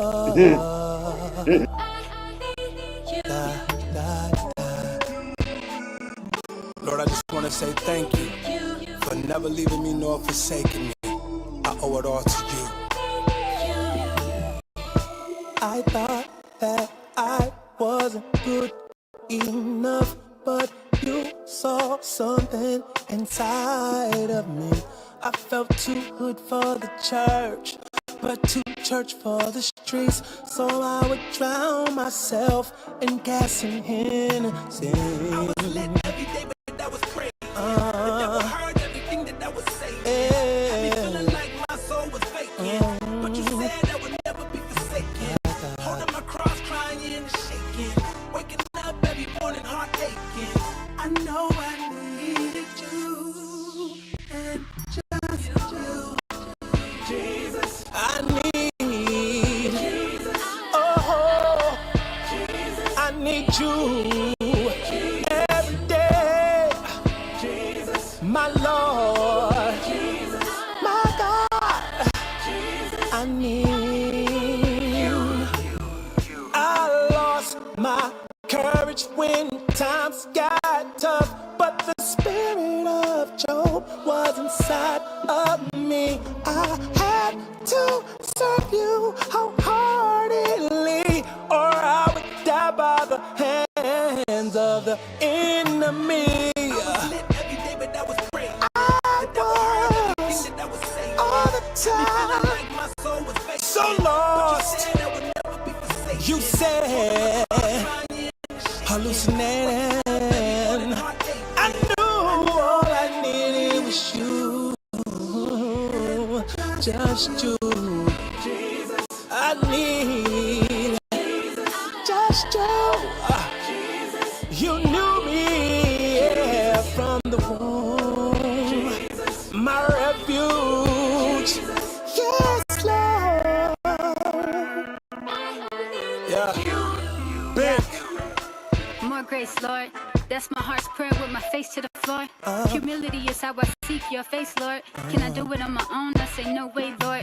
You've been too good and your love's too strong. My heart too smart, sometimes my head too dumb. I look to the hills where my help comes from. I look to the hills where my help comes from. You're the reason that I continue breathing, and it's by your word. Even when I'm being a heathen, like I have the nerve. Seeing that I needed a cleaning, you've given me worth. Jesus shining through like a beacon is giving rebirth. We can make a holistic grievances that we observe. Treason violating allegiance to the one we serve. But he told me he'll never leave me in scripture and verse. Made me switch and reverse. Yes, Lord. Yeah.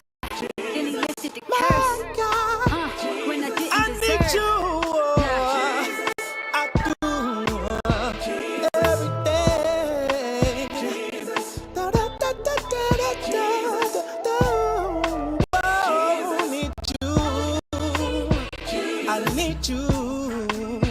I need you every day. Oh, I need you. Oh, my God. I need you.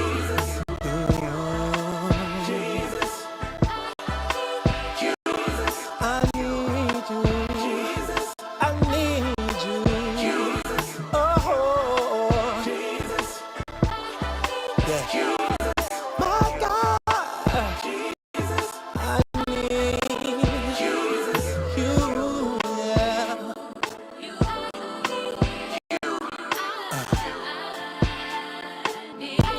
Yeah, yeah.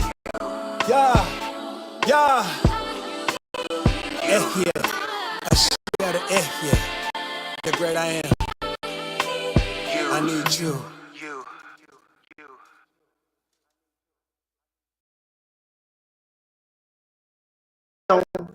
Thank you guys. We can't thank you enough for tuning in to our episode 7 of Good Deeds for Special Needs, discussions across the spectrum. Please feel free to log in and donate, share the information, and replay and watch all of our episodes from time to time if you like.